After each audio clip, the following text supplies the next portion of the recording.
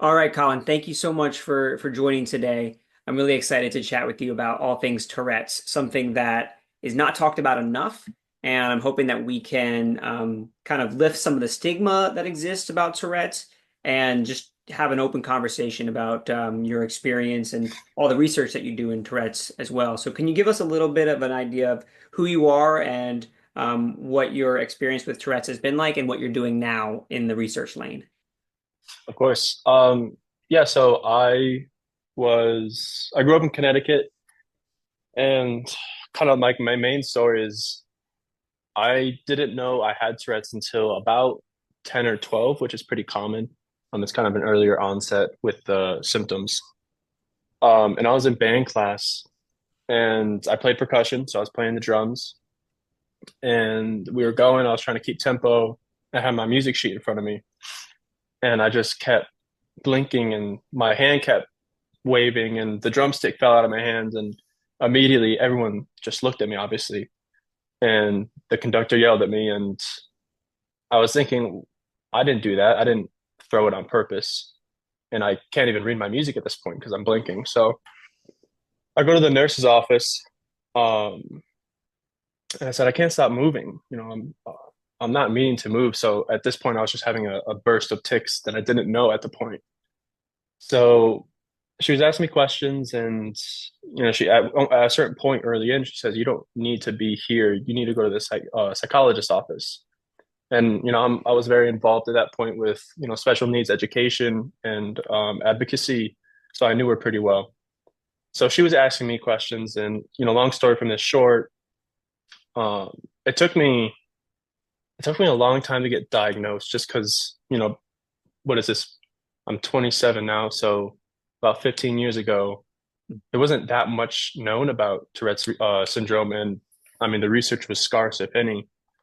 So the diagnosis was tough, but after a few visits, it's more like a verbal confirmation with a neurologist of what are your symptoms, how long your symptoms persisted for, and then that's when I got diagnosed formally with Tourette syndrome.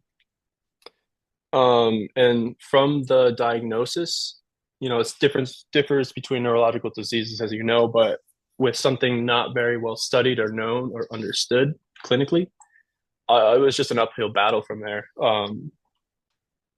So that's my kind of start with Tourette syndrome. Mhm.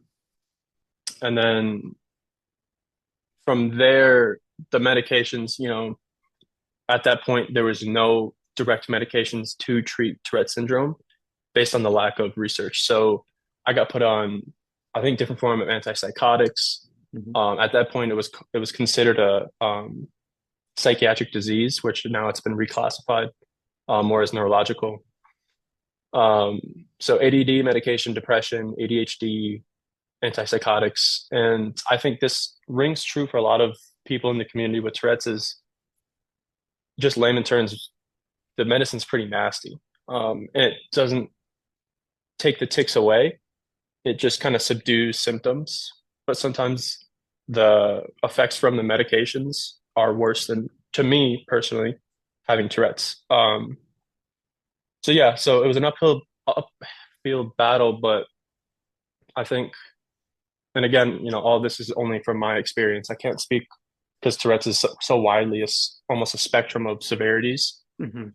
Um, but yeah, part of me thinks having Tourette's is a blessing, in the sense that it's opened so many doors for me to get involved with communities that I never would have been involved with.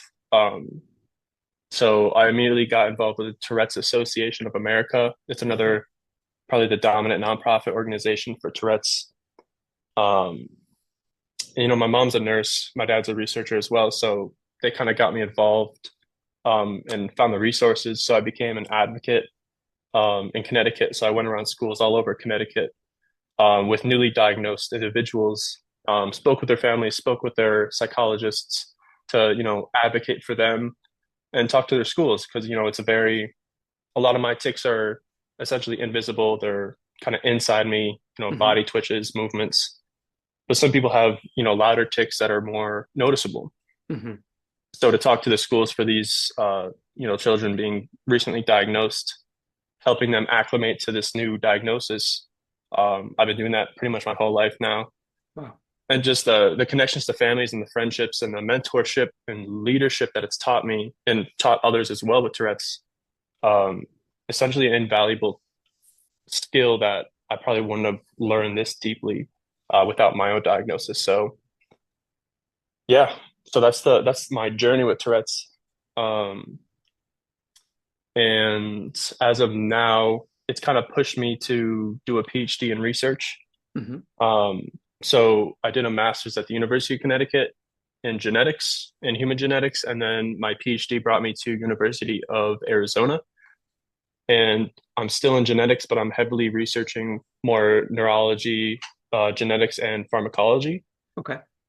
So as my research now isn't directly involved with Tourette's, um, I'm learning a biological system called the blood-brain barrier, essentially a system that prohibits circulating toxins, molecules, and drugs for improperly getting into the brain.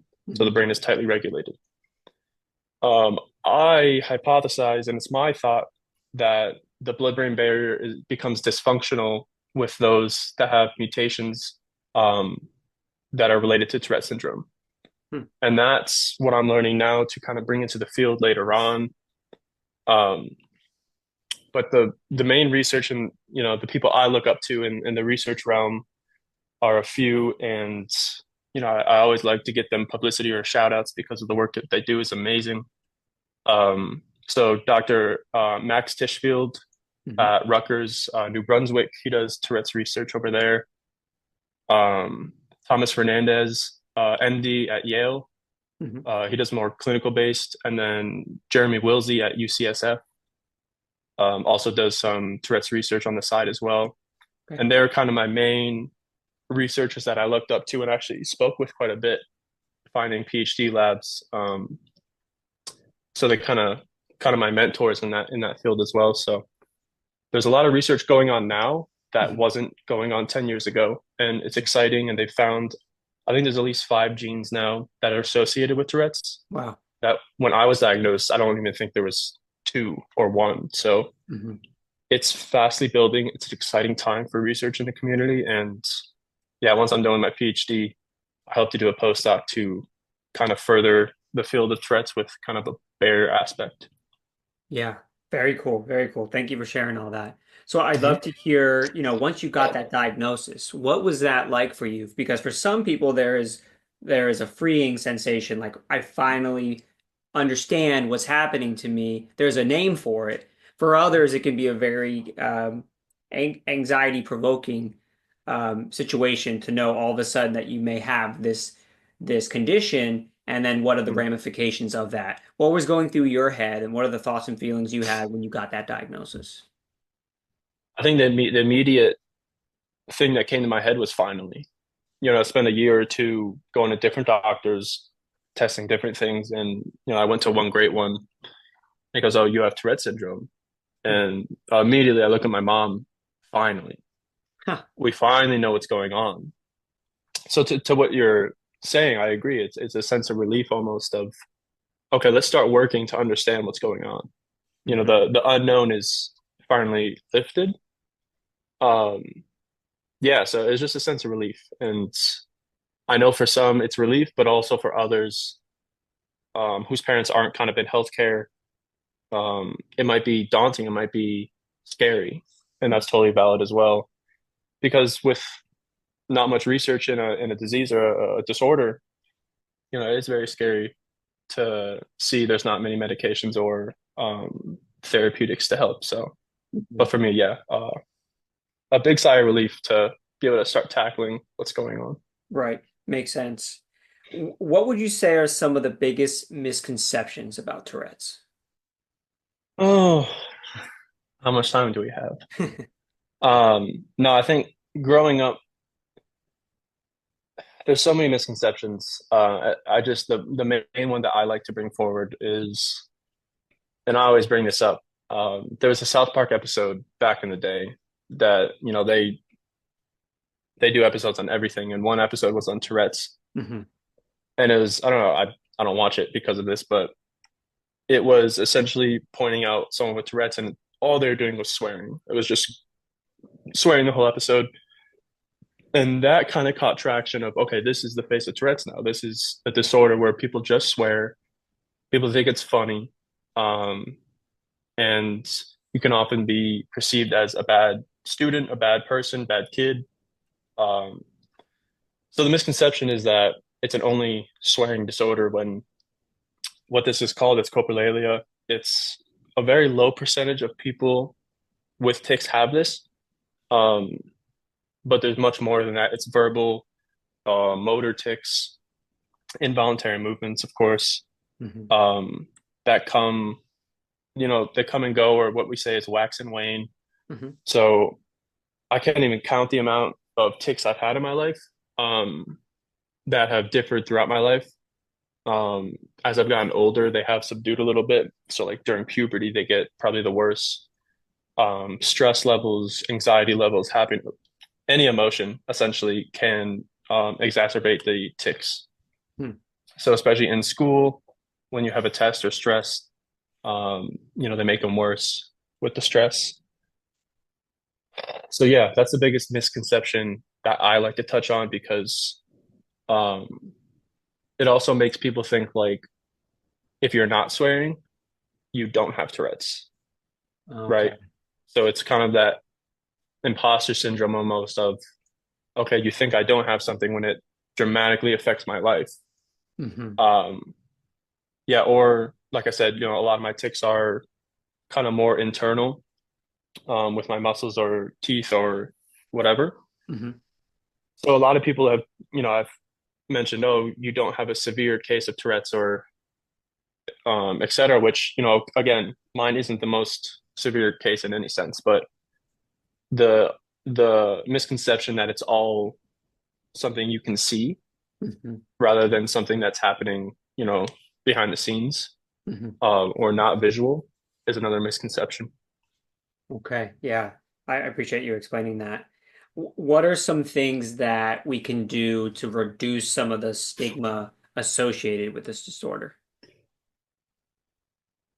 Yeah, I mean, to me, in the way I am, I always think it starts with education, and I think most things starts with education. Um, I think a big part of it is on the community, with Tourette's to continue going to schools, continue to going to legislators to increase research fundings and to increase education and awareness. Um, this is just the reality of it, and this is what I've come to learn. It's if I saw someone moving uncontrollably, not knowing what Tourette's is, there's a few things that I would think it was other than Tourette's if I didn't know what it was. So I think education is the number one absolute thing we need to do. And again, there's so many things going on in the world where if it's not something directly affecting you, the chances of you reaching out and searching for it yourself are lower, other like compared to something if it affects your direct self or family. So again, just better research, better understandings. I think that's the main pathway to bring this disorder to kind of the limelight, like others like OCD, Hmm. autism, ADHD, etc. Better known, better studied. So Right. And that kind of brings me to the next question regarding the research and what treatment options exist.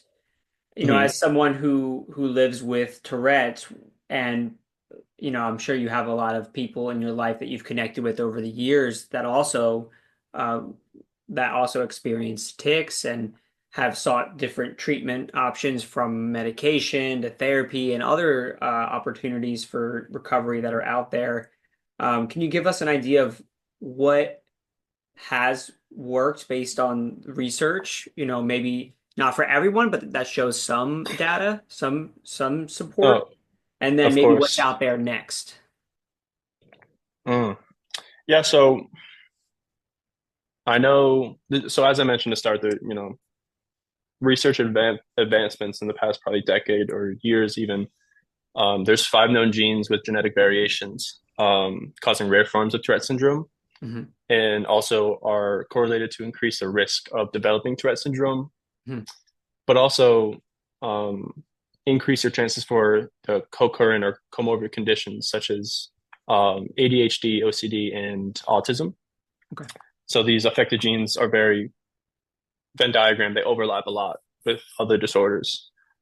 Um, but the main treatment, and I never really advocate for, um, therapeutic like drugs based on my experience alone. Didn't work for me, and they were kind of nasty in the side effects. But Hmm. there's something called CBIT, Comprehensive Behavioral Intervention for Tics. It's medication-free behavioral therapy. It's essentially like the first line treatment option recommended by the what is it, the American Academy of Neurology.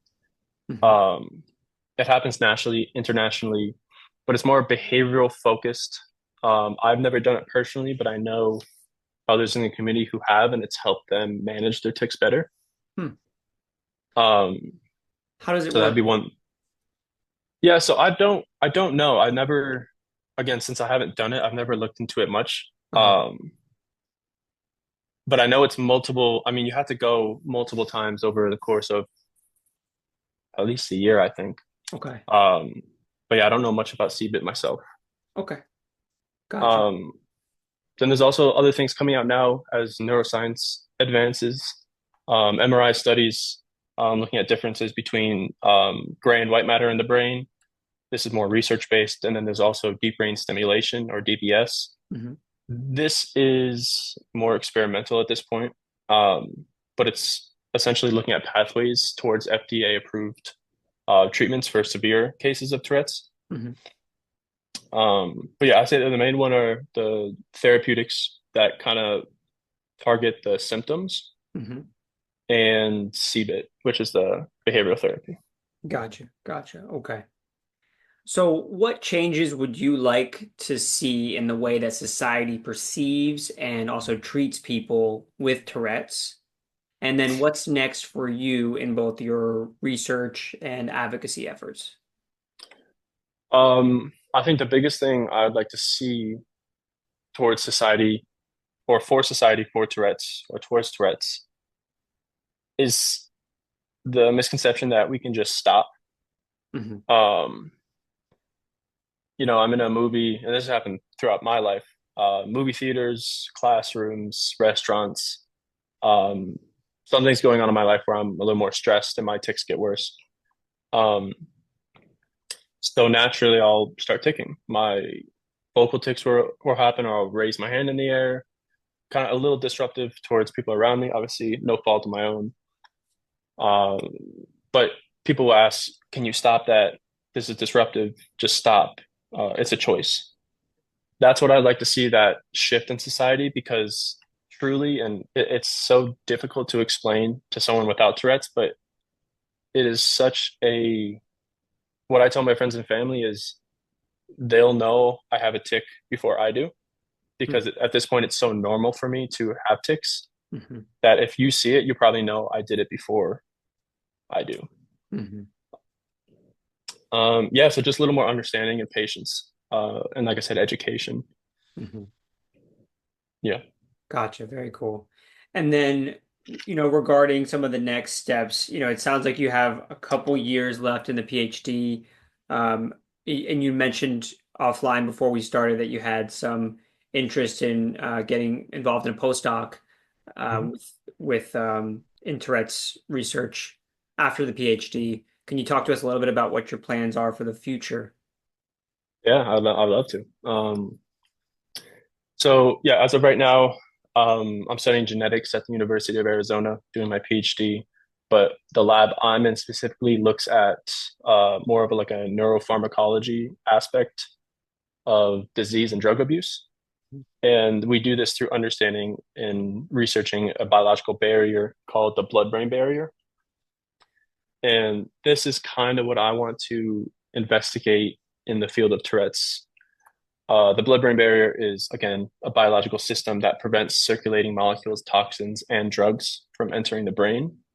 But what we call barrier dysfunction is when This biological barrier, essentially like a castle, if things can get through, it's detrimental for what's inside, which in our case is the brain or the central nervous system.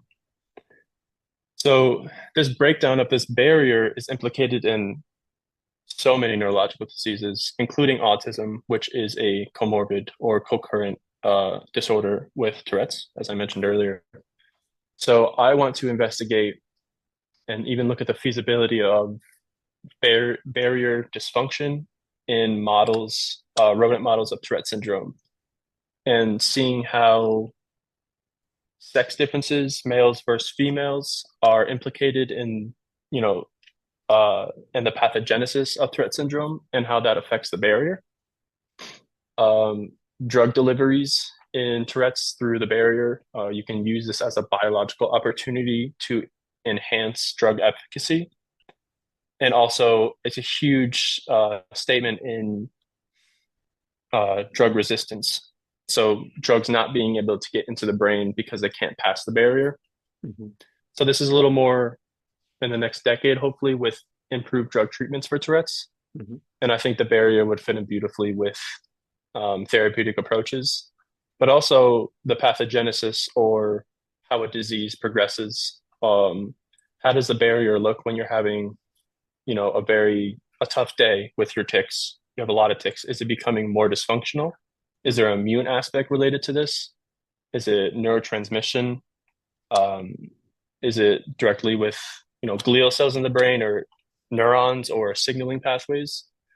This can all be studied through the barrier and how the barrier essentially communicates from the circulation to the central nervous system. Mhm. So a lot of opportunities for this research. Wow, super cool, super cool. Well, I really appreciate it, Colin. This is going to really help people who may live with Tourette's or may have never met anyone that has ever experienced Tourette's because it allows people to know some kind of lift the veil behind the condition and just talk about it openly. So I really appreciate you taking the time. Mhm. And any closing thoughts that you think people should know? And I know we talked about a lot, so if there's nothing more to add, no worries. But any closing thoughts that you want to add? Yeah, I always like to, I've learned this in different ways, but it's important for me to say that, all of what I'm saying is from my experience. Hmm. And again, Tourette's is it looks different for so many different people. So as I'm able to sit here and discuss this, some aren't. Some people with vocal tics have more trouble. Um, so what I'm saying here is my experience with a grain of salt compared to others in the community. But that's even more interesting to, if you're viewing this and interested, go out, do some research on your own, especially if you know someone with Tourette's, to kind of, like I said, become more educated on how Tourette's affects different people differently. And if it piques your interest, I would always advocate to get involved. You don't have to have Tourette's to be an advocate, and that goes with any disorder, neurological or behavioral. So yeah, that's my main takeaway from this. Awesome. Well, I really appreciate that you taking the time. Yeah, thanks for setting this up.